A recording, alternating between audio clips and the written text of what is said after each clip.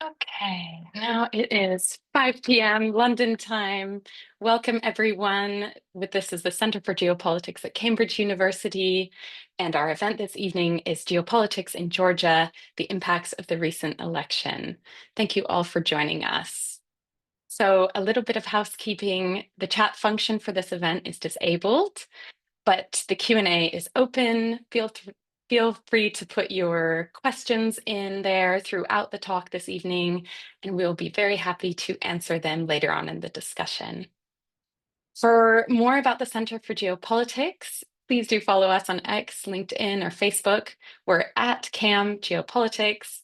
You can also subscribe to our newsletter and hear about all sorts of fascinating upcoming events and research outputs on our website. It's www.cfg.polis.cam.ac.uk. I don't have a chat function here to type those in for you, but you can certainly just look us up at the Center for Geopolitics on Google. So, and one last thing, this event is being recorded. So we're very happy to have you all. My name is Isabel McCrae. I am the development consultant for the Center for Geopolitics. And I'm really pleased to be hosting this event because I also, in my other work, do work in the Caucasus as the director of Restart Initiative, an NGO which is based in Tbilisi. So this is slightly self-interested to be organizing this event with our fabulous panel of experts this evening. But also, I think it's coming from a place that there has been very little discussion and analysis, certainly in Europe and North America, on the geopolitics of Georgia and the South Caucasus. So I'm really excited to be chairing this event tonight, and hopefully we'll have a really lively discussion about the developments which have been going on in Georgia recently. So these developments, of course, started. Well, we've had the recent Georgian election, which was on October 26th, but before that, there was the passage of laws like the anti-LGBTQ bill, foreign investment law, foreign agents bill earlier this year. So, of course, there's been a lot going on throughout the year, and I'm sure that our speakers will address some of the developments which have led to the current crisis in the country. This question, of course, ties into regional dynamics in the South Caucasus and farther afield, certainly looking at the neighborhood with Russia and the EU. And I think we'll also talk about some of the US and North America relations with Georgia as well. So we have a really great panel tonight. I'll ask our panelists to come online now. They have really diverse experience from business to academia, foreign policy, and civil society work. So first we have Ketevan Chinsoradze, who is a foreign policy analyst specializing in Eastern European security and geopolitics, with a robust background in research and high-level advising. Then we have Hans Gutbrot, who is a professor at Ilyas State University in Tbilisi. He's written on politics, ethics, and commemoration, and works as a consultant in policy research. Then we have Vera Kobalia, who is a current MST student in international relations at the University of Cambridge and serves as the board of director in Canada for Sandstrom Gold and RS Minerals. She is also, very importantly, formerly the Minister of Economy and Sustainable Development of Georgia. So, Ketevan, let's go to you first. Can you talk about the situation in Georgia and what has happened in this election? Well, hello, everyone. Thank you, Isabel, for putting such a great and timely panel together. I'm looking forward to our discussion today. A lot has happened in Georgia since the spring. This is the election year in Georgia, as it is in the rest of the world. So really, we will see a lot of changes starting from 2025. And today, I kind of want to talk about more and provide more depth into this prevalent Western narrative I've encountered describing the pre-election or Georgian politics broadly, really. This argument that we have this pro-Russian Georgian Dream government and pro-Western opposition that cannot come to power because this pro-Western, pro-Russian, allegedly, of course, the government doesn't really let the opposition to come to power because they are so corrupt, and so on, right? And while this narrative has some merit to it, there's more to it. while Georgian Dream government is very close to being bad, the opposition is also very far from being good. And I want to raise three important points describing the political landscape that I think will give our audience opportunities to think about these issues in a broader context. So before I start, however, I want to remind everyone that in the 2020 parliamentary elections, we saw the same scenario. The opposition leaders said that the elections were rigged, stolen. They came out of protest. They said they rejected their parliamentary mandates, and the European Union had to come in and mediate the conversation between the government and the opposition. So we're living through a political deja vu almost. We've seen this before, and Georgians really like to go out and protest. And I think that is a great trait we have as a democracy to keep the government accountable, and that's good. So first, I want to describe pre-election campaign a little bit and strategic messaging that's been put out there by the government. So the government was claiming that the opposition is foreign agent, and the foreign agent law has been great opportunity for them to reframe them as somebody who work for collectively against the country for the Western partners, and they have no values. They've had some harsh rhetoric out there that sadly worked for some people. And the opposition had this narrative that the Georgian Dream is pro-Russian. If we vote for them, we're going to wake up into a Russian SSR-like thing, which, of course, none of it is true, right? If both of this were true, half of Georgia would be pro-Russian and the other half would be foreign agents in their own country. So this is just pre-election campaign, which highly polarized the society. And I spent my entire September in Georgia, actually, and I could see how people were arguing about these two narratives and really taking personally, which frankly, I don't think is good for society at all. The second point is that the opposition's messaging regarding pro-Russianism of the Georgian Dream is also not new. This is something they ran on in 2012 when they lost the election against the Georgian Dream. This is the same narrative they have raised in 2016, 2020, 2014, and probably going forward too. But as an opposition supporter, I really would have loved them to see explain why are they pro-Westernist? How are they going to get us closer to the European Union and really focus on the diverse audiences? And this election really revealed that their narrative appealed to younger generations and those living outside of the country and rural population supported a Georgian Dream at some places with over 80%. Now, this is another argument if the election were rigged, if they sold their votes, but this still tells us a story that the opposition has a lot more work to do to appeal to the population in rural areas.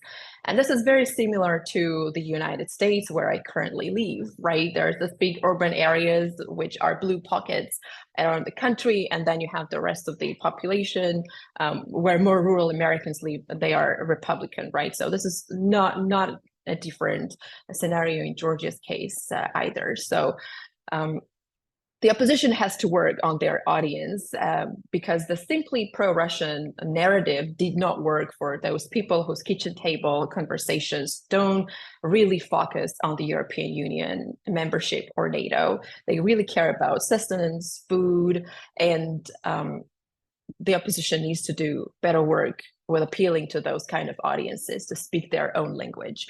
And my third point is that when people voted for the opposition, we voted for the pluralistic Georgian parliament. We voted for change. We voted for the diversity of opinions, which we believed could elevate the quality of our democracy. This was going to be the first parliament in Georgia's history that was going to have more than 10 political parties. And I was very happy about that. But unfortunately, the events unfolded in a way that now we have a single party parliament that first time gathered today after allegedly rigged elections, right? So Georgian people have spoken.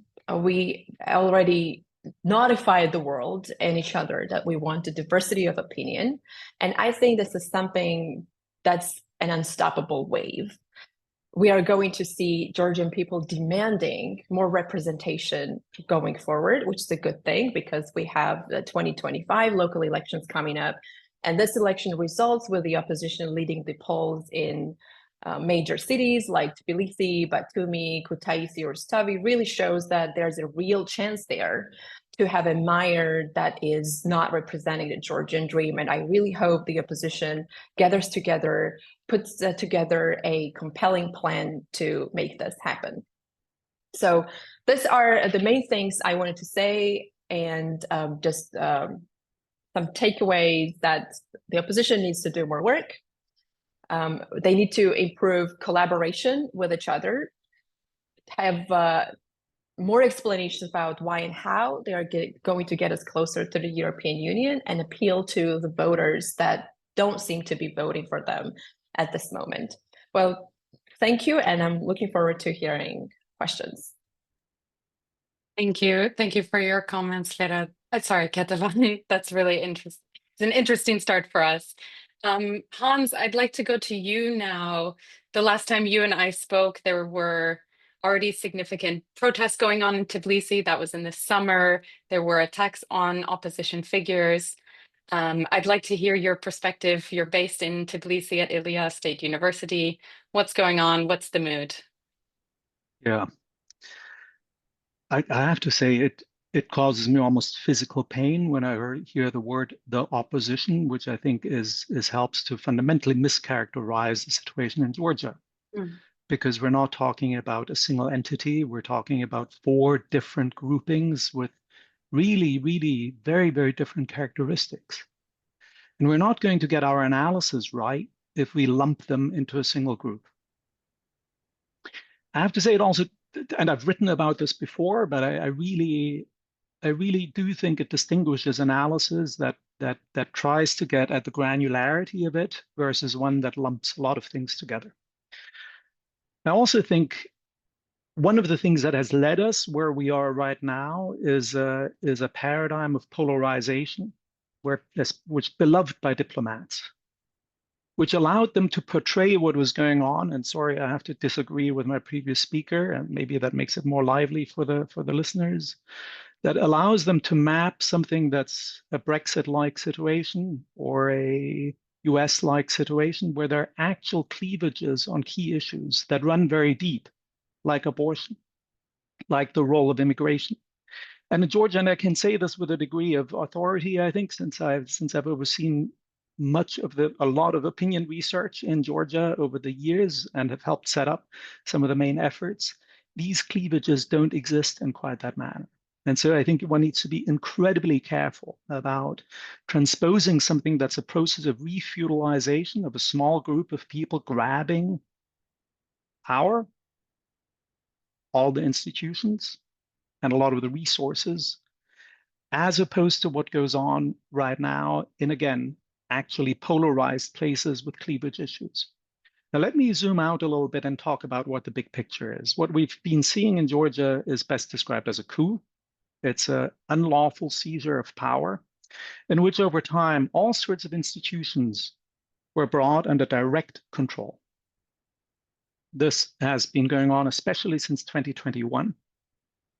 And we've seen, of course, the courts being seized, key regulatory institutions, including the Central Election Commission, which matters, of course, greatly to the elections, being seized with all sorts of shenanigans going on. I can go into detail if people are interested in that. And then other regulatory institutions, some of this less visible to an international kind of analysis, like the central bank, which until about a year ago was a standout institution, widely respected in Georgia. Now, I think in a recent rating, it got the worst rating of all Central European central banks. It's been absolutely fully subordinated. And so we can go on. This goes across cultural institutions. And the one sector that was still free was civil society. Now, if it is framed as, again, I have to disagree a little bit with my previous speaker here, as, oh, we talk about some kind of big civil society organizations. Just to be clear, if you run, and some people know that from my online activity. If you run a dog shelter, if you try and save cats on the streets, you are going to be designated a foreign agent because you cannot fully declare maybe exactly what sources are. If you have a tombola, that means you're a foreign agent because you cannot ascertain where the money comes from. So it's a repress anyone you want law that's been put into place. So this is the context. What happened now in the elections, I think, is best described. There's not a question about what happened there. I've been watching elections in Georgia since 1999, sometimes for ODIHR. I know how ODIHR works on inside OSCE ODIHR. I was a long-term observer for the Georgian for the elections in 2003 that led to the Rose Revolution. This was a rigged election. I have not said this about any other election, which I've criticized previous elections. This was clearly a rigged election. And as I said, it was a multi-pronged assault. So the question that some people asked, usually the people that are kind of critical of the pro-Western opposition parties, people that I think have done disgraceful analysis. I'll say clearly people like Anatol Lieven. You can read my critique. I think this is a clear case of someone who has set out an agenda and then pursues it with total disregard of what goes on the ground.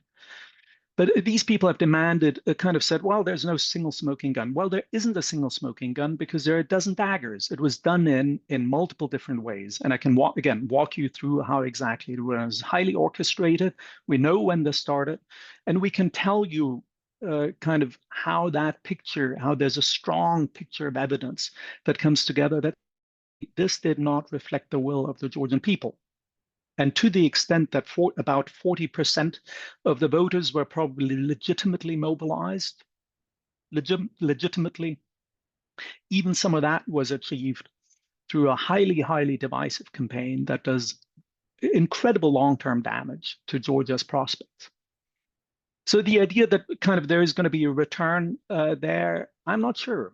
Nodia has very persuasively written about this now is a Eurasian Georgia, no longer European. I think the window is really tight. So here there are 4 scenarios, I think, for the future. There is a chance that things will bounce back. The Georgian dream is not competently managed. They're not capable of really doing substantial things for the country, especially not now. I think until 2021, I would grant that there was more competent leadership and degraded very sharply thereafter. The currency may be under pressure. There are local elections coming up. Their capacity to manage crises is very limited. So internal mistakes, external shocks, there's a chance of a bounce back, but it's difficult. I would put that scenario in terms of likelihood, just to give an approximation, what we're talking about, 20%. I think there's a 20% chance of being in a kind of antechamber where you still pretend Orban style that you actually want this. There's only no particular reason for the EU to continue engaging in that. And then I think the most likely scenario where we're around 45, 50% is somewhere between Azerbaijan and Venezuela. And that means highly repressive. Civil society is going to be at any point at the risk of being snuffed out, and with a risk of great out migration, because there are no prospects. You cannot, unless you're politically affiliated, it's incredibly difficult to do business at any scale in the country.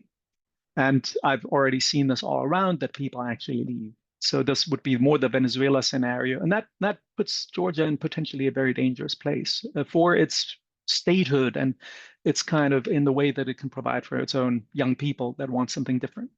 And then there's a 20% risk scenario, and Isabel, I'm finishing in a moment, but the 20% scenario where we're moving towards Belarus with more vicious repression. I don't think it's particularly likely at the moment. It's not the most likely scenario because there's no need in a way. And keeping the place a little bit open also gets the Russian money in. And some people, if Russians want to buy an apartment in Tbilisi, they don't necessarily want to buy it in Minsk, so to speak. They want a place that's a little bit light, kind of repression light, and where things aren't quite as grim as they are elsewhere. But it is a scenario, and I think we have to be realistic. It is similar as that of a more upward scenario. Also, just to be very clear, and this just needs to be said again and again and again, it's not about some repression that's in the future. A name that's known to many, Ted Jonas, and a respected American lawyer who used to be in the American Chamber of Commerce, was beaten up and by the police, dragged, kicked while he was on the ground, had a black eye, only lightly injured. So this has already happened. We all know people who have actually had to leave. Not all of that's advertised, but it's not that somehow we're waiting for something big to happen. This is already happening right now. So I think we just need to be very clear about what the situation is. There were a lot of mistakes made. We can talk about that later, but I'm now really look forward to hearing from Vera. Thank you, Hans. A lot of follow-up questions coming from that, but I would like to go to Vera first as well. Vera, you were involved in politics previously as a minister. I'm really curious to hear how you see things now, what the state of Georgian democracy is. That might be a pretty large question to tackle. But yeah, really your perspective on the political side of things. Thank you. Thank you for having me today. Yes, it was interesting to listen to Ketavan and Hans, and I think Ketavan, I understand your frustration, but I think we tend to often get frustrated right after a big event because, even the people that we care about the most, we get frustrated at them the most, but I don't think it's the right approach because oftentimes we might be talking to external audiences that might not see the big fuller picture. So I want to also step back a little bit and zoom out and look at who are the actors here, who are the individuals and organizations involved. And also I wanted to point out some specifics. So Hans alluded to specific Russian influence and what has been happening the year before and maybe even over the year before the elections, because I think elections, when you orchestrate fraud or you want to create fraudulent elections, you don't do them on the day of the elections, you do it well ahead of time. And so I want to identify specific examples might illustrate how this happened. So first of all, the actors, and one specific actor is Ivanishvili. So we've heard his name. This is an oligarch who completely controls the Georgian Dream Party. He is an oligarch who made his wealth in 90s Russia. He was the largest individual shareholder of Gazprom. So that might tell you how connected he is to the Kremlin and Putin. And he currently, his net worth is roughly 25% of Georgia's GDP. So there is no other country in Europe or in the region where one individual's net worth is 25% of the country's GDP. And you can imagine the kind of control he has over the party and over the country. So we have this individual who was officially in power for about a year as prime minister, and then he stepped back and he continued controlling the party from the shadows. So when the power transitioned in 2012 from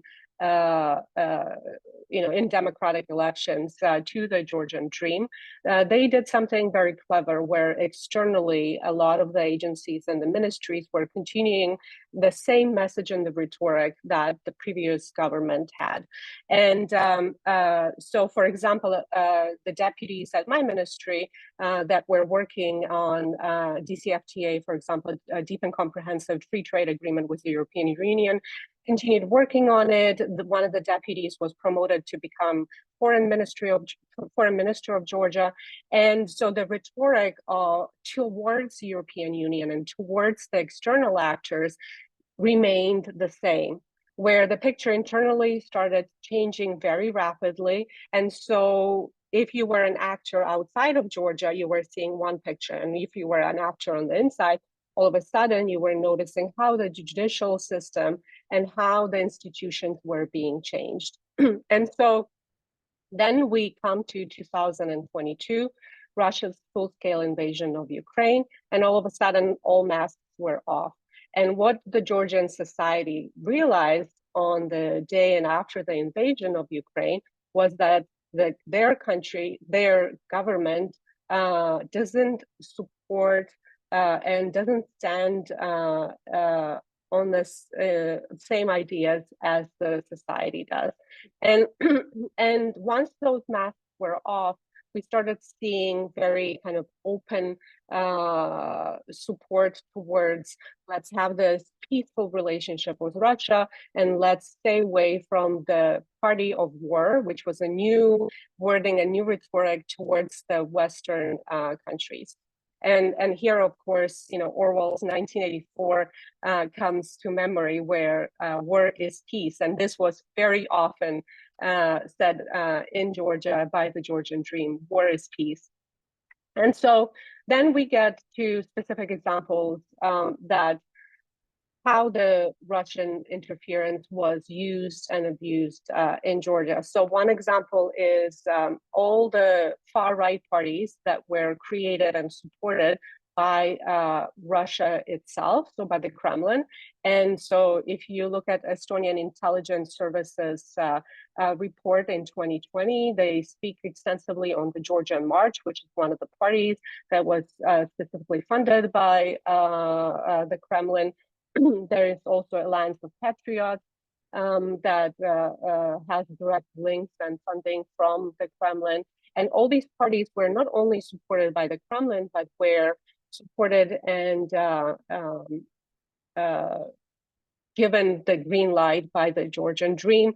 So all the like years up to the election. So then I want to also highlight one very interesting example, which is the former general prosecutor under Ivanishvili, Otar Partskaladze. So this is the person who was a general prosecutor in the Georgian Dream government, and he last year in September 2023 was identified and sanctioned by the United States government as an FSB agent. So Russian agent was given a passport by the Russian government. And in the statement by the State Department, it says, and I'm quoting them, he's been influencing Georgian society and politics for the benefits of Russia. And so what did the Georgian Dream do when the United States introduced sanctions on him and wanted to freeze his account? The National Bank of Georgia changed the rules of compliance to support him and to evade US sanctions. And as a result, he continues benefiting from all the wealth that he has acquired over the years of working with FSB in Georgia. I can continue with dozens of examples like this. So then we come specifically to the election day, and then during elections, and we can speak more in detail about this, there were specific examples of carousel voting, which is a very popular approach developed in Russia, and then also we've seen it in Serbia and other places. There was examples of, massive discrepancies with the exit polls. One maybe specific example I will touch upon is the town of Marneuli, where so after the exit poll organizations studied the results, and I'm quoting them, they said that the results were not only improbable, they were impossible, because the numbers showed that the variance was 40%. So in the end, I think what I want to end with is something that the Georgian watchdogs have been saying over the last couple of weeks since the elections, is that it's really important that Georgian elections are evaluated the same way that any other democracy would be evaluated. And the number of cases of intimidations and violations that were registered and observed in Georgia, if this would have happened in Germany or EK, this would never be considered a normal elections. But for some reason in Georgia, that was okay. Thank you. Thank you, Vera. Yes, I had seen that the National Democratic Institute, from their observers, had put together a report concluding that the elections were not free and fair in Georgia. And of course, for all of the reasons that you've just stated, like that's extremely alarming. I'm really struck so far in this conversation as well about the financial side of the the entrenchment of the Georgian dream. There was this law which was passed earlier, I want to say earlier in 2024, that allowed essentially people to bring their money through Georgia as a way to evade sanctions. If that's something that you all know about, I would be happy to hear about that. But it seems to me very much the financial implications of being in power haven't been discussed as openly, perhaps, and that's something that is really a huge factor here. Kedevan, would you like to jump in here in response to any of the themes which have come up already? Sure, thank you. I think Vera ended on a very interesting note, saying that this was in Germany or any Western country, this would not be tolerated. And it's 100% right. I've had this discussion with my friends over and over again. And I frankly believe that buying votes is the easiest way to win elections, right? If Americans could do it, they would do it. But their democracy is different. You cannot appeal to citizens and offer them money in exchange for their vote, but you can do it in Georgia. I think that speaks a lot, volumes about how much work we have to do as a democratic society. And I've said that this might not even be a problem of this particular election. This is a problem of mentality. This is on a societal level, that there are some people who want to exchange their vote and with some money that can buy them food for a week, no more, right? So we have to grow as a nation in this regard. We should not be okay with some people offering us money in exchange of our vote. I deeply believe that. And I also wanted to respond to Professor Goodbroad. Well, I really use the language that the Georgian TV channels use. It probably shows that I watch a lot of television these days, that the collective opposition and the word polarization is really the language I hear a lot. So it's me directly translating things. So just wanted to clarify that. So we brought up initially the question of the impacts of this election on civil society, Hans. You brought that up, and I certainly, working in Georgian civil society, it's also a huge issue, and I'm sure for some of our attendees, they might be experiencing that as well. And so I wonder if you could speak more on that, Hans, around what the implications for this are.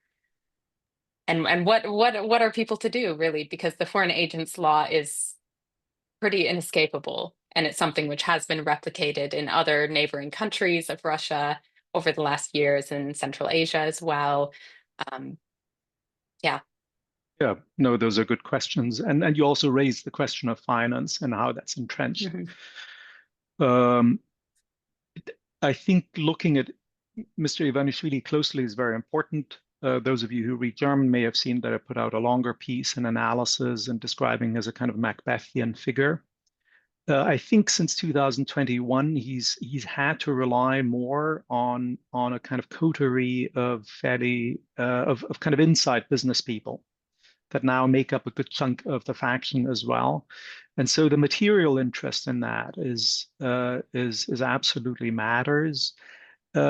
My understanding is that Mr. Ivanishvili himself, when he actually comes across corruption, he doesn't particularly like it. And he often tries to stop it. He kind of is resentful of it. But of course, he has had to rely on these people more and more. And those are now the people that he's left with.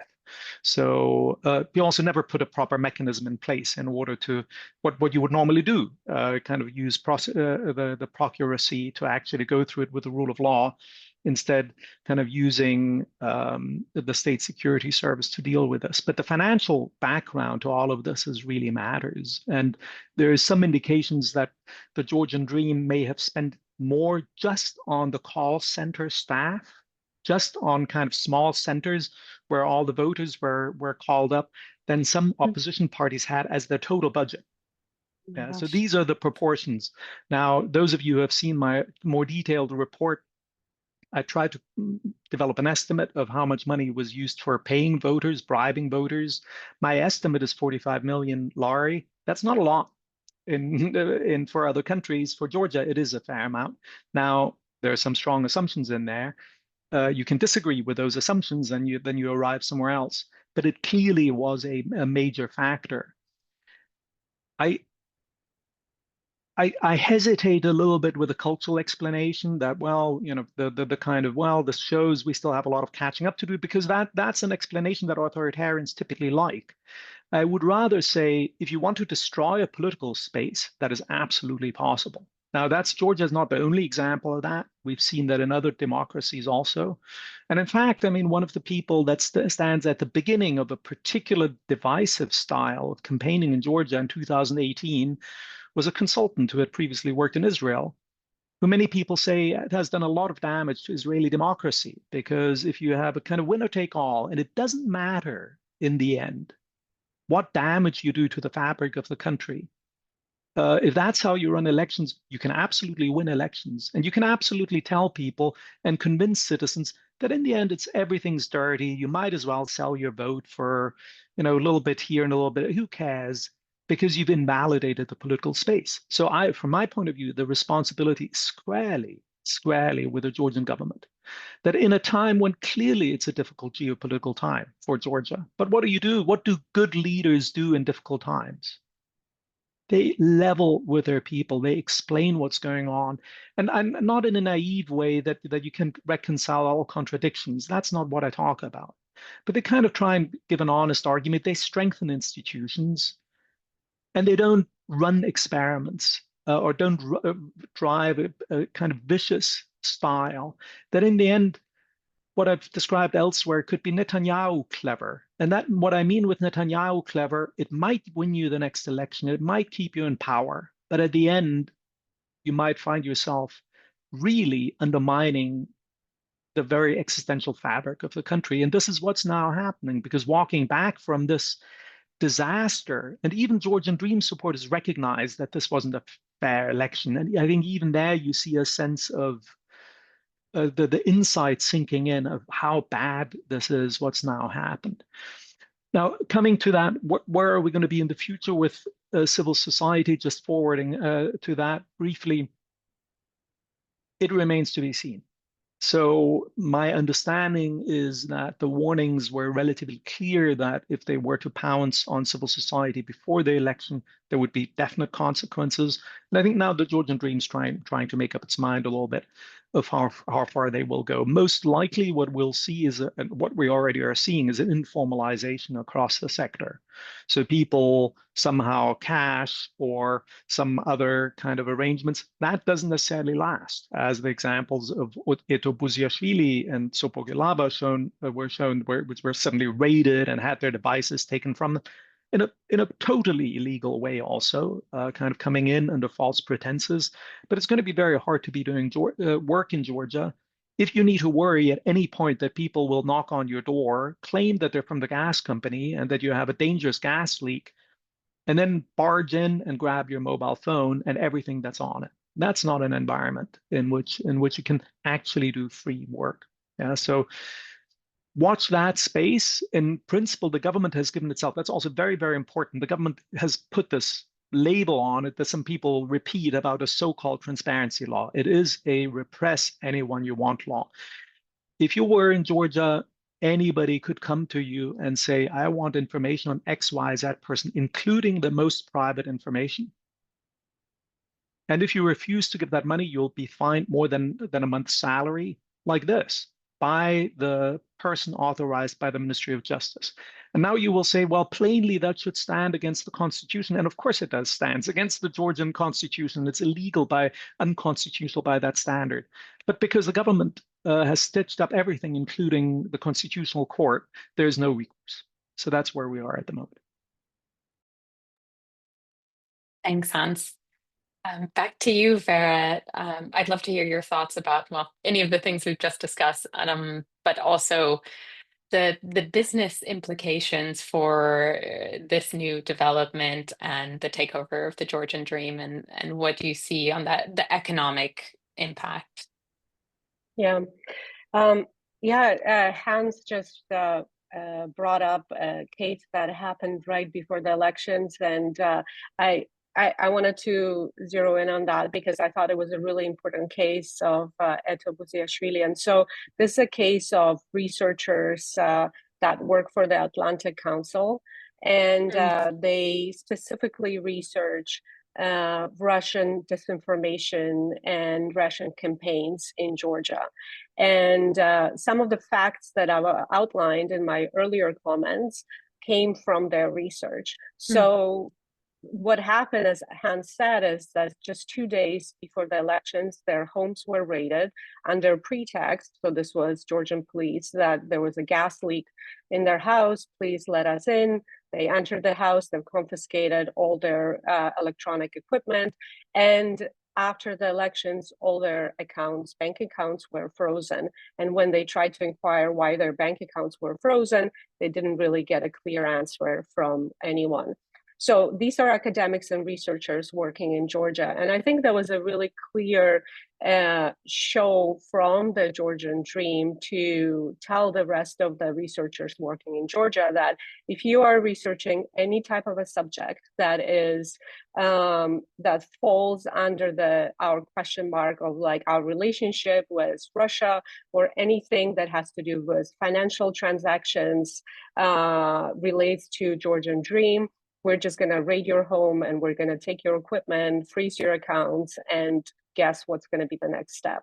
Now, when it comes to the foreign agents law, we can see there are many different foreign agent laws around the world, but we can see that the one that was introduced in Georgia was modeled on the one that was introduced in Russia. So if we can see the progression of how the law has been used in Russia, we can see that the latest introduction by the Duma in Russia last year was that the individuals that are named as foreign agents not only cannot participate as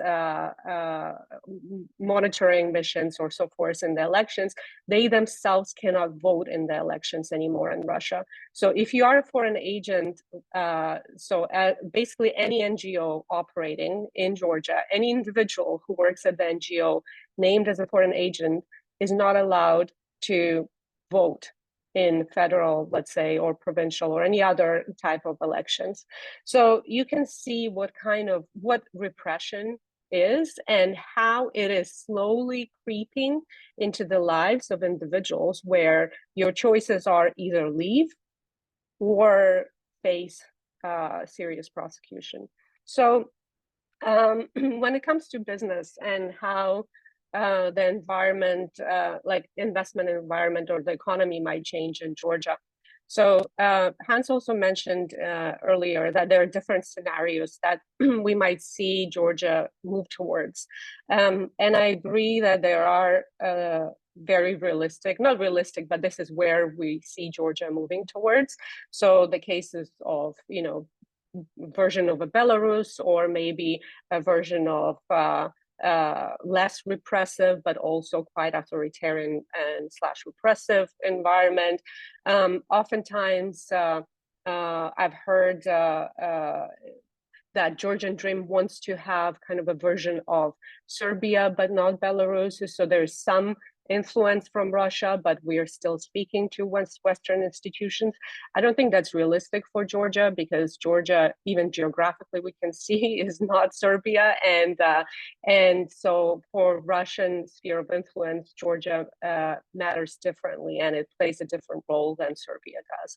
So this illusion that maybe some of the Georgian Dream supporters have, that we will still continue on this Western European path, but we will have business relations with Russia, is unfortunately just an illusion. And another player that come into the investment business conversation in Georgia, a very big player, is China now. So China is filling the void where so the companies that we see coming in, and one example is the largest port that is being developed on the coast of Black Sea, is the companies that are willing to participate in the type of tenders and agreements that are a bit murky. So if we look specifically at the terms and conditions and the agreement that was signed with the Chinese company that is actually on the banned list in the United States and many other countries because of their corruption practices around the world, has been given this tender in Anaklia in Georgia to construct. So you can see that the type of business practices that we are going to see in the future in Georgia with this government and with this environment is also going to be, I'm going to get a cut as the Georgian Dream member. You know, my member or my family member is going to get a cut, and everyone else will just have to observe me getting wealthier and wealthier. That's extremely interesting. I didn't know about the China influence, but I guess it doesn't surprise me understanding China's investment practices in general in the region.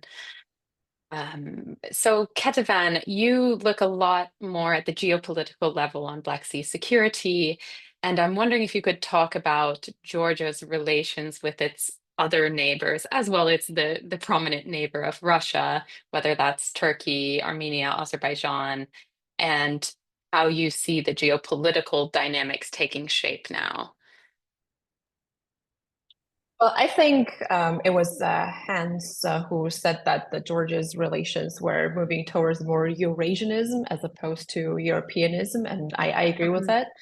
I believe Gianodi has been speaking about that, and I wrote an article about Georgia's tacit pivot to China, claiming that while everybody is talking about Georgia's pro-Russianism, in reality, we are delegating more and more economic power to China. The infrastructure projects that the Georgian Dream government is so proud of are financed and built by the Chinese. Now, quality comes to a question, and the debts come to question. I mean, I'm a Georgian citizen. I'm really curious about how much debt with China do we have, and I've done research and gone to web pages and looked at the steps. And of course, everything is secret. I cannot find the terms of any of those loans. And we see increased Chinese influence. For example, when the protesters were out there on the Rustaveli Avenue against the so-called foreign agents law, the Georgian government refused to meet with the representatives of the European Parliament, but they did welcome the Asian Development Bank members very warmly, knowing that they finance most of the Belt and Road Initiative projects in Georgia. So I think Georgia is increasingly flirting with China, and that is undeniable. And we're going to continue to see this trend. With other neighbors, frankly, there are no significant signs that any partnerships are shifting. The Prime Minister was recently in Azerbaijan, but historically, we've always had good relations with our neighbors other than Russia. And that is to continue. Geopolitically, I think the most endangered right now is our relations with the West. There is a big question mark with our relations with the EU and the US. And I'm curious what's going to happen going forward. Thanks, Ketavan. I've noticed we have some really interesting questions coming through the Q&A already, so I think we will soon get onto those. But just wanted to see, Hans, do you have any comments, Hans or Vera, any comments around this larger geopolitical question before we move to our audience questions? Well, a very quick comment. If anyone visits Tbilisi, you can actually see all of this in action. And most people walk past it. It's on Freedom Square, or what now is Pushkin Square, where Mr. Ivanishvili has set up his hotel. And I'm speaking to you right now. I'm visiting family. I'm speaking to you from Stuttgart. As some of you know, this is where Mercedes and Porsches are being built. I've rarely seen cars, a Mercedes or Porsche, as expensive in Stuttgart, where these cars are being built, as I see them on Freedom Square in Georgia outside that hotel every night. And so I really recommend, that's a kind of almost ethnographic study of that new comprador class, as you can call them. that are placing themselves there. Whether that China bet in the end is going to work out as well as the Georgian government believes, I mean, we've heard from senior government officials in one conversation that have said, well, they're concessionary loans. We don't really know their terms that much, the person said. So, I've also heard from people that have spoken to the Chinese ambassadors that, well, we're happy to do all sorts of things if we're getting paid. So the Georgia is not necessarily, they might not actually see the reason to invest upfront in the way. And so where exactly that's, and including there are stories going around that for them, that's now very specific just for some audience here, but the Anaklia project, that a very important harbor project that failed in an earlier iteration because the consortium wanted investment guarantee, volume guarantees, or government guarantees. And now supposedly the Chinese investors have again started saying, well, we're only going to fork stuff in. We're only going to go in if we're sure that. So kind of back to square one. Let's see where that's ending up. I wanted to quickly maybe touch upon like the role of EU and what should EU or UK or the countries that are so busy right now with so much going on in the world, why Georgia matters and why should Georgia even be in the previously before we started the conversation, I mentioned one state official's comment to me before the elections was that, well, Georgia right now is the actual work question. Like if you have time after 5 p.m., you're gonna think about Georgia as a State Department official, but before 5 p.m. there's just too much on the plate to deal with. So you got to be really really connected and somehow understand the importance of Georgia in the geopolitics of the world today.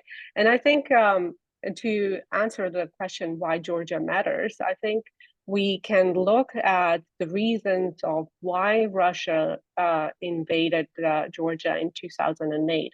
And I think one of the most important reasons was the fact that Georgia showed that it can go on a different path, that it can be different to how the Soviet structures and mechanisms are designed. Because if we look at internal conversations within how they're disseminated, from the Kremlin to the rest of Russia, is that we are this type of a society, they say. We have always been corrupt. We have some corruption in different parts of the institutions.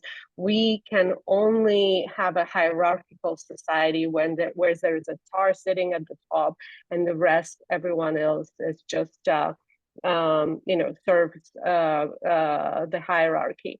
And our society cannot operate differently. And all of a sudden, Georgia showed that, well, no, this is not prescribed. This was just what was told to us through the Soviet period. And turns out that our society can be just as liberal, democratic, freedom-loving as any other Western European society. So I think when Georgia very clearly started showing signs of that in 2000, Russia came in and tried to stomp it out. And they continue doing that today. So I think why Georgia matters is because Georgia was that beacon and an example in the region, and many have drawn inspiration from it. And if you speak to the dissidents from Russia, they all often mention is how important Georgia's example was to them in the 2000s. Of course, there are many other strategic and geopolitical reasons for Georgia to be on the list, but this is definitely one of them. Thanks for that. So let's turn to some of our questions. We've got some interesting ones here. First off, to what extent is the fate of Georgia bound up with the outcome of the Russian invasion of Ukraine from both a practical and a political perspective? Hans, you have your hand up, perhaps from as a response to Vera. Go ahead. No, specifically in response to that, and I think this is an Yeah. excellent question, and I think we didn't highlight maybe that enough. I certainly didn't. It's directly bound up with Ukraine, and what you can tell Western policymakers is this is the result of, in the end, dallying and not actually committing to Ukraine prevailing in one way or the other. And what prevailing mean, we can have different discussions about it, but the threatening of your own population and kind of making the argument, well, they're all so far away. I think that's a direct result. And I would reiterate what Vera said and also say while this sounds absurd now, the kinds of things that you saw in Georgia, they will come closer and closer to the European heartland, because that as a strategy seems to be working. And if in the end Europe is not willing to really allow to help and assist the Ukrainians defend themselves and broadly the values of a free and democratic country, again, broadly, not claiming that everything's wonderful, it isn't. I mean, the world is complex. But if one's not willing, then Georgia is just one of the dominoes, and the dominoes are going to come closer and closer. So this is really part of an existential fight, in my view. I was looking at the results from the Romanian presidential primaries today, actually, and they've just had a very shocking win of far right pro-Russia candidate, and I think that just echoes what you're saying, Hans, about, well, it may not be an offensive ground war, but you see these strategies of influencing pervading really across the neighborhood, the eastern neighborhood. And unfortunately, it seems that our current strategies of how to defend from that are not really effective. Kedevan. I wanted to also comment on the relations between Georgia, Ukraine, and the influences of the war in Ukraine and Georgia. I recently published a paper with the Pulaski Foundation about the US elections potential implication on Georgia, Ukraine, Moldova, and I interviewed former members of Congress, historians, military experts, and a variety of experts across the field to kind of draw this picture. And what I came across with is that Westerners don't necessarily have the understanding how Georgia and Ukraine might be linked with each other. And that really worries me. And I was afraid this was going to happen when I saw in 2022 that the Georgian diplomacy was not doing a good job with kind of upping their game to put Georgia out there with Ukraine and start conversations about why this matters for both of our countries. And frankly, I saw another question about the new president's potential impact on us, and we don't know what's going to happen. We know that Donald Trump is going to pay attention to Ukraine for sure. What is it going to look like?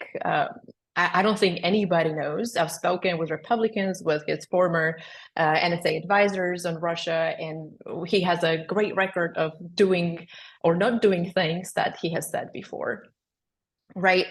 And what's going to happen in Ukraine, I'm afraid it's going to embolden Russia significantly or weaken Russia significantly. And as Georgia remains Russia's neighbors, because we're not moving anywhere, it is going to have a direct implication on us. And if we also think that the Georgian Dream has the relationship with Russia, then we are going to see increased Russian influence if they are going to stay in power, and Russia's going to get emboldened as a result of the war in Ukraine. So it is absolutely critical. And I hope the West pays more attention to the war in Ukraine, not only with respect to Ukraine per se, but also Georgia and Moldova, this Eastern Partnership countries, which aspire to join the EU. Yeah, absolutely. I think that goes in nicely to our next question in a way, Ketefan, of the EU has suspended Georgia's accession process. This has been since the election. I think that's correct. Let me know if I'm incorrect in my data here. So what can and should the EU and UK do to support democracy in Georgia? Is this Vera, question go for it. directed to me or? No, I mean, Vera, why don't you start and we can jump back to Ketefan?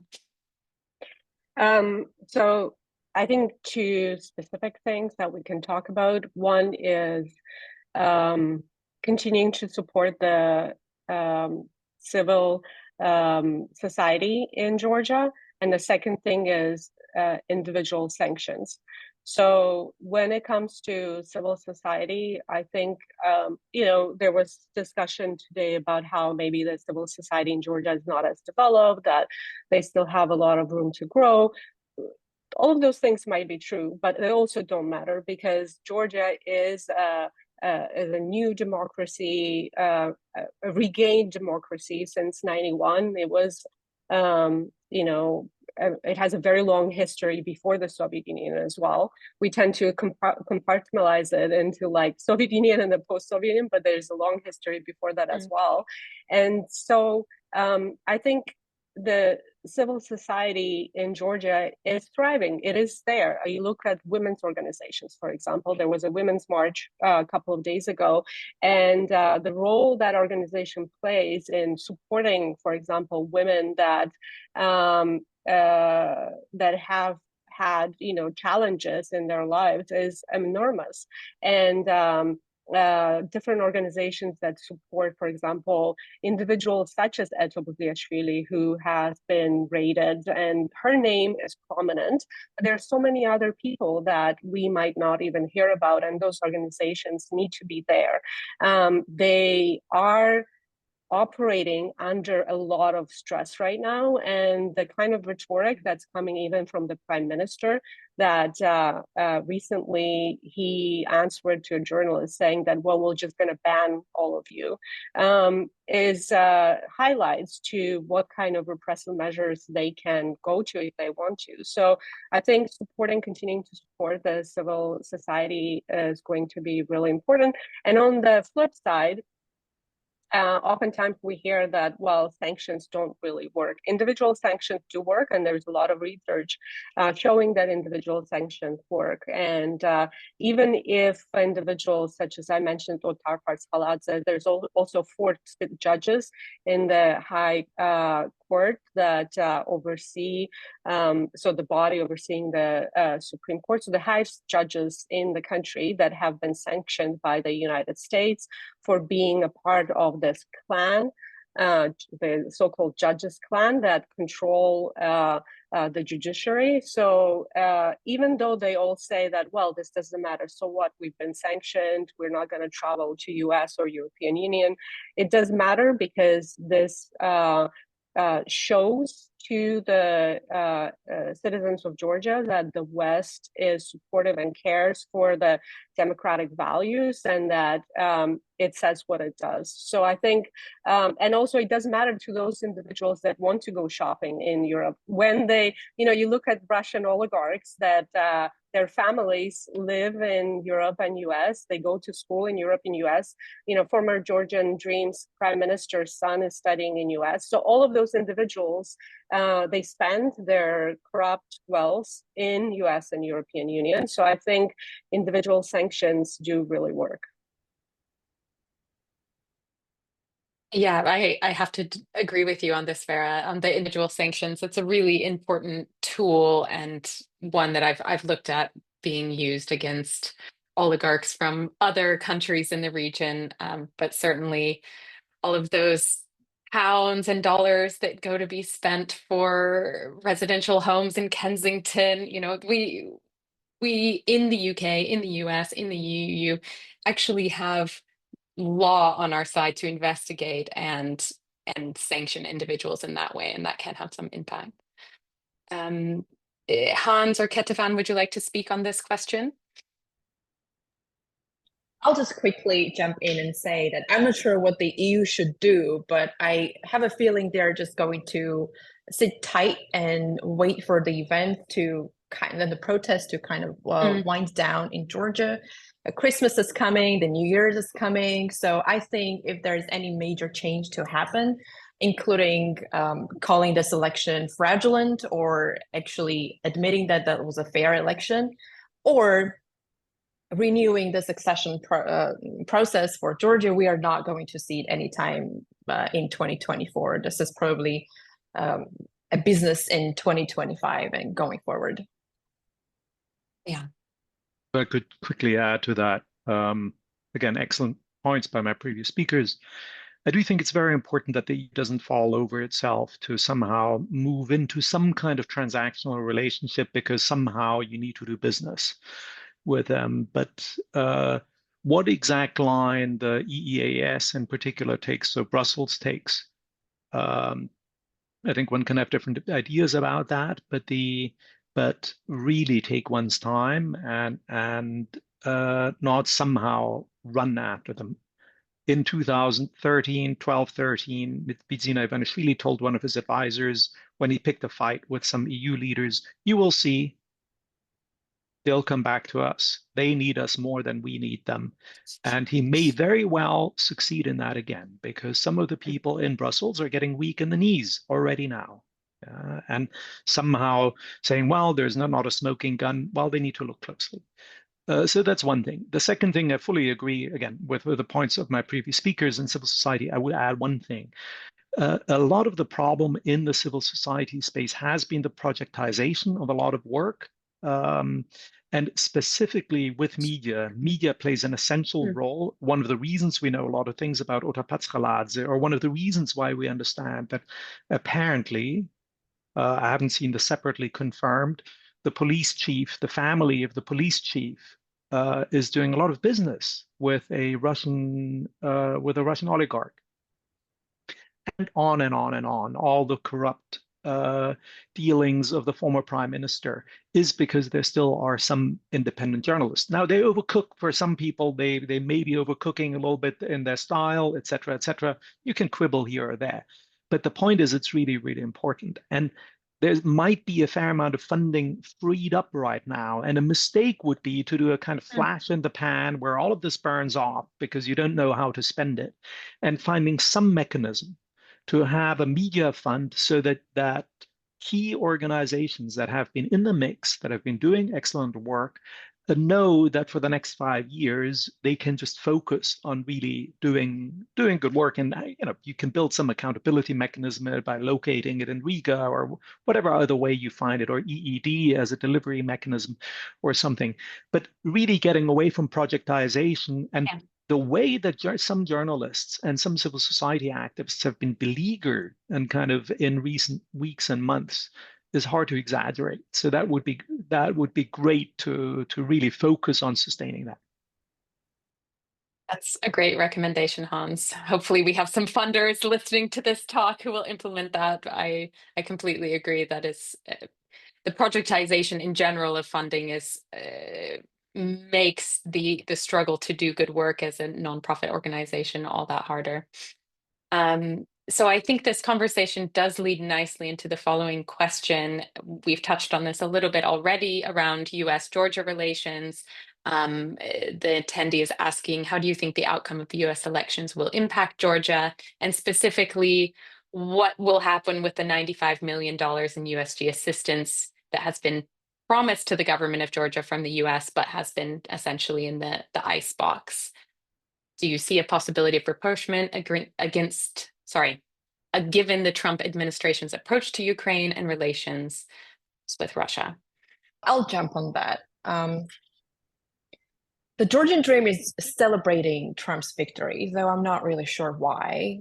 So the fact that they like Donald Trump might give me some hope to think that they might start rethinking our current relations with the United States and try to make it better, more amicable. Because from what we've been hearing pre-election, they really did not like Biden administration. There was this whole the global war party notion that's against this Georgia, and they are involved in conspiracy theories. And a lot of times I've thought that the global war party really refers to the Democratic Party at times, collectively with its other institutions. But that's my opinion, because who and what is this global war party? Nobody really knows. If you Google, there's no information on that other than Georgian Dream Party members saying that there's this superior power that has unique power over everything we do in Georgia. So what's going to happen with a 95 million funding to our military?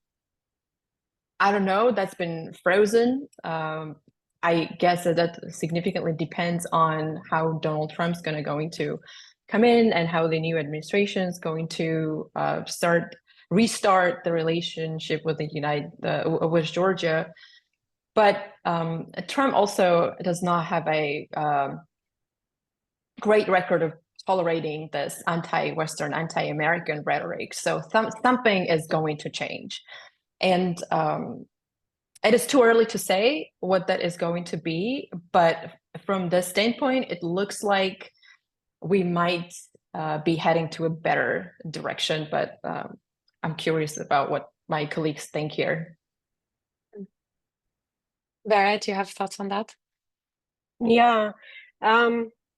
Well, we're going to have to wait and see how the new administration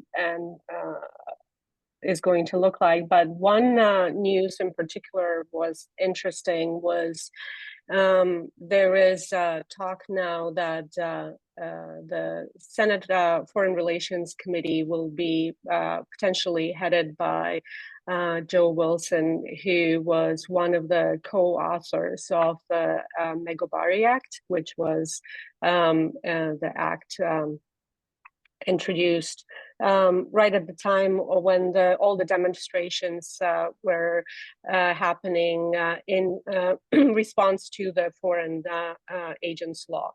And as I understand, he has a very clear understanding of who the actors are in Georgia, and what is the reality on the ground in Georgia. So I think this excitement that we've seen from the Georgian Dream, as Ketvan said, in relation to the Trump victory is a little bit, I would say, unfounded or early, because we're seeing that the players taking positions are maybe not quite who they thought it would be. Hans, do you have anything to add on the US-Georgian relation? No. I can take another of the questions if you want me to. Yes, why don't you jump to the next one, because that is addressed to you. The meaning of the 12 daggers. 12 daggers. Yeah. So if you look on Civil GE, the longer report that we wrote, that's now 3 weeks old. Yeah. So this was within a week of the kind of election, outlines it. It was very clear that there was bribery on a huge scale. It was observed in many places, even though it's supposed to be hidden. We know roughly what the range is. It was typically topped at 200 lari. It was clear that there was a lot of intimidation, especially outside Tbilisi, and also connected to the two, that fundamentally and by design, the secrecy of the vote was undermined. And so I recommend you read, if you're interested in this, we're trying to outline that. Again, I would, in the meantime, add more to this. Vera had mentioned about a carousel. I think yesterday we heard the revelation that somebody said that he had voted 30 times. He alleged that another 100 cars had been moving around with 3 or 4 people each. His car alone had accounted for 160 votes, he says. Just that place would, by his allegation, have already had quite an impact. So carousel remains to be seen. But between those things, we really have something quite substantive, and I think there's going to be more. We'll be seeing much more coming out in the future. The overall picture, though, is clear. Also, I should say, whenever things were challenged, the Georgian Dream was challenged, the authorities, they typically went after the people that were doing the challenge, and in the meantime have been busy kind of trying to bury the evidence. So it's at the very least not something that inspires confidence. Just very quickly, because there's this excellent question about the opposition parties, I'm thinking about writing a longer piece. I've had the luck to interact with some of them quite closely in the run-up to the election. They were actually campaigning on social issues. Interestingly, that may connect a little bit to the algorithms that didn't cut through very much, not to a lot of people, but some of them campaigned on 1,000 lari pensions that would make a huge difference to lots of Georgian families. In one of the cases, they had a funded version of that through gambling taxes. The argument, gambling has taken away a lot from Georgian families. It's time to give some of this back.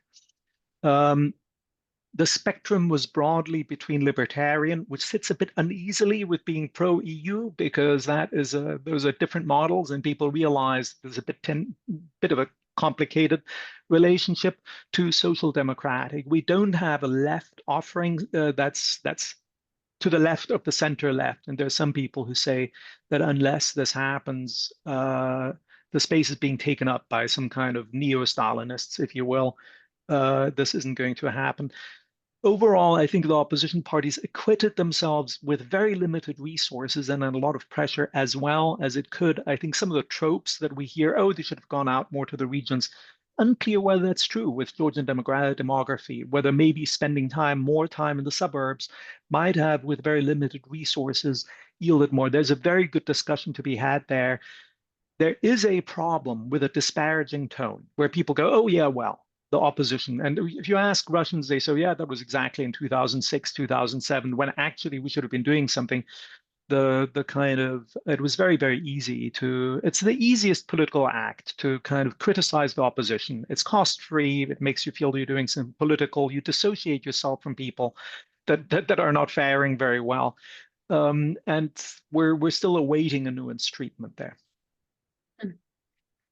Barrett, looked like you had a comment from the previous question. Go for it.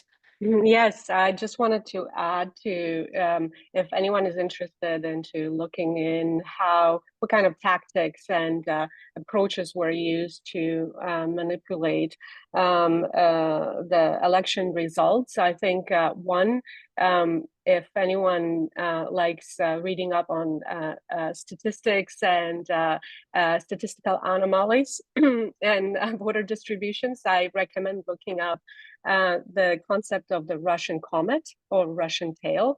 And this is something that came up in the 2020 constitutional referendum in Russia. So this was the first time I noticed it, but it was clearly evident here as well. And so what it shows is that the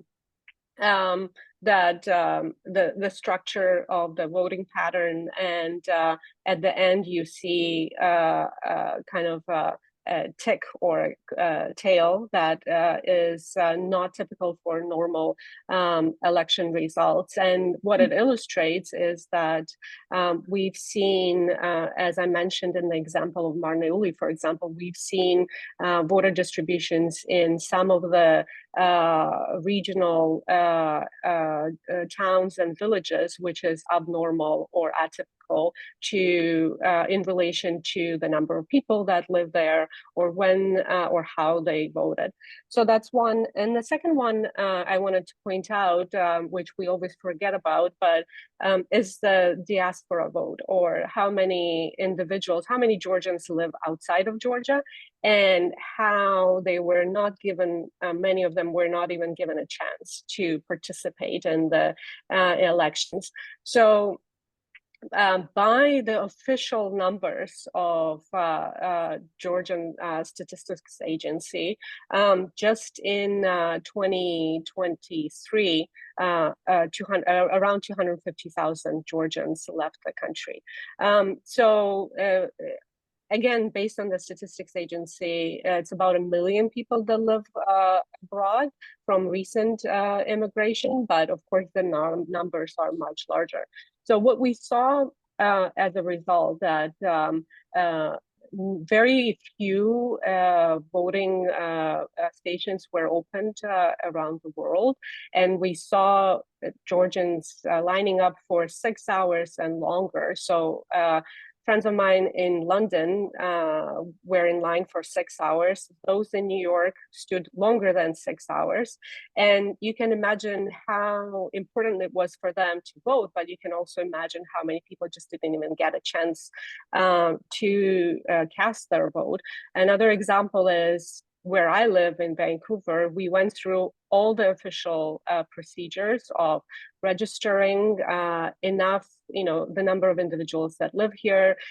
It was enough to open an electoral station here, but of course we received a reply that it's not going to happen. And that was repeated in hundreds of cities across the world. So you either had to travel for 8 hours to cast your vote and then stand for another 6 hours, or your vote didn't matter. Or wasn't given a chance. So I think that was another way of for the Georgian Dream to push or change the results of the recent elections. Absolutely. That's something that I had heard commented on in the US case. I'm curious if Ketevan, you have any experience to share on that, the diaspora voting topic as well. Absolutely. I'm involved in several chats to mobilize the voters, and I think there was so much excitement and desire to get out the vote. This is something that Georgians are very proud of. And the Georgian Dream lost by landslide abroad. They got only 10 or 20% of votes somewhere. Like they won, the collective opposition votes were over 80% in Washington, D.C. And I think that already tells you how unpopular the government is outside of the country. It's one thing. I also wanted to offer a comment on opposition, because I kind of started my remarks with the fact that there are also a lot of flaws with the 4 opposition parties and even more opposition parties. I think they did campaign on social issues, but then there comes the issue of personalities. I think we got to face the fact that a lot of people who are opposition leaders are not popular. People don't like them. People don't rally behind them. And there are various reasons for it, because they don't have the past they should be proud of, or people think they shouldn't be proud of. And it's really hard to support someone who you personally don't like, even if they offer you a 1,000 lari pension. That is going to be a big jump in your monthly income for your family. So the opposition, I truly believe that the opposition has a lot of work to do. I've seen a lot of problems with them uniting, getting on the same page, even coming up with an action plan to present it to their voters. And this has been the problem over and over again. What we've seen is for the past 12 years, they talk to us with the same messaging from the TV channels who declaratively have pro-opposition, anti-government editorial policies. And that is how they communicate their agenda to the population. And I think they need to do more. Hans? Yeah, I think that this is exactly the kind of rhetoric that's a problem, because and that we can clearly see how in soft authoritarian and semi-authoritarian spaces, that kind of trope is of, well, what's wrong with these people? Of course, there's something wrong with them, because if you're in the opposition in a soft authoritarian environment, when all your phone calls, every marital spat you have on the phone may be recorded and may be played back. And so there's been a lot of what I think is pointless, disparaging commentary by people that that themselves have done preciously little to. It's very, very hard being an opposition politician in Georgia these days. If we want to single out people for criticism, I have a sector for you. It's a good chunk of the large businesses in Georgia, that some of which behaved absolutely disgracefully in the run-up to this election, and kind of taking advantage, so to speak, of somehow engaging and playing around with some kind of pro-Western messaging. Not all business people, but overall that sector deeply, deeply let down the country, because it's not possible to run at a point where you need to pay to be visible on social media.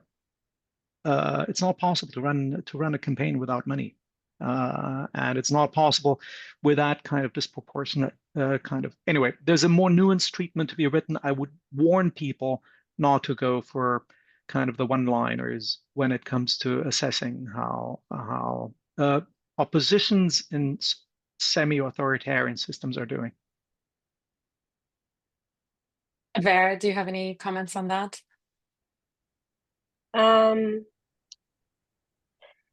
Yeah, no, I agree with that. I think that we can look outside of Georgia, and we might have. I tend to have personal, because I'm Georgian, so I tend to judge myself and others around me with a more critical eye. But I think it's often maybe the wrong way to do it, because we can step away a little bit and look at similar situations in countries where there are authoritarian or semi-authoritarian regimes, and we can see that there's just not space, for the opposition to grow. So we have to make that step before we have to transition to a type of coalition, environment and government and the parliament where we can build and grow those institutions. Otherwise, how can we imagine, perfect opposition parties and individuals to all of a sudden, thrive in an environment such as like today's Georgia? And we can, look at, for example, Russia, because it's an easy example to give, but we've seen how there was opposition, and then slowly it was completely erased. And today we can't really speak of any opposition in Russia. And I think this is where we might end up in Georgia. There's a real clear path to that. So I think it's important to understand that we don't live in a perfect environment, but we have to provide a playing field and a playing grounds for even the imperfect to grow and thrive and develop over time.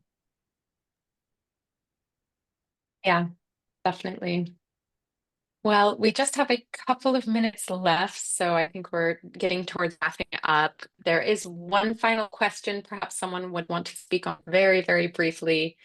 It was, as the EU expands the global gateway and the US continues to evolve infrastructure initiatives such as Build Back Better, et cetera, do you think Georgia may start to pivot away from the BRI and move towards these Western infrastructure initiatives? Hans? Yeah, it's a great topic. I think, in fact, unfortunately, the opposite will happen. And with the damage to the cable in the Baltic, one of the pet projects, the Black Sea connector cable. If you look closely, you'll find that I've written quick summaries on this. It doesn't make sense anymore. It was a pet project, $2 billion minimum, most likely more. Incredibly vulnerable to damage, practically impossible to ensure. And there was a bit of a hooray brigade. The Georgian government wanted it. This is a bad moment in that way, that this looks much more imperiled now also. Yeah, it seemed like we had touched on that, and we're going in that direction for an assessment for this question. Ketevan, did you have anything to add on this one? Like I said, I think it depends on terms, and I don't know what the Chinese loan terms are and what would the United States would counter offer Georgia. But in generally speaking, I think why not? I don't think Georgian economy has been selective, but Vera will have more opinions on that and more qualified opinions. But I don't see why Georgians would refuse to have infrastructure projects in the country sponsored by the United States. Because the whole cooperation with China, it's based on the idea that we should be in good terms with everyone, and we need the infrastructure, and they are the ones who come with money at this moment. Yeah. Okay, well, we have covered Vera, unless you want to jump in and say one final No, point, no. but yeah, okay. I really want to thank you all. This has been such an informative conversation. I've learned a lot, and I do hope that our attendees have as well. Um, Thanks so much for your time. This will be available on YouTube in the coming days. And if you want to follow the work of the Center for Geopolitics, we're at CAM Geopolitics on Facebook, LinkedIn, X, and you can find us on YouTube as well. Thank you so much, everyone. Bye.